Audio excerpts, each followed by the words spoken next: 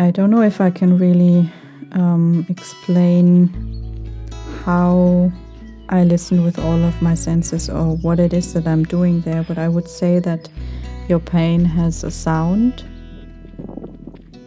and a form and a color and a language, and I access that pain by being fully present in my own body and sensing into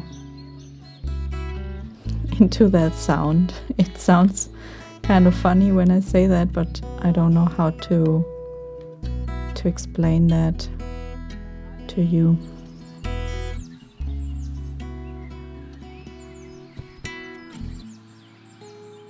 The way that I access pain is by always totally relaxing into the pain and not fighting it, not trying to push it away, and instead fully allowing it.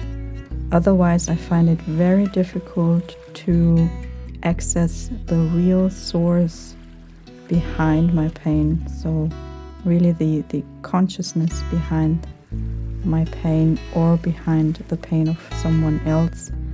And that consciousness always has information for you that is helpful.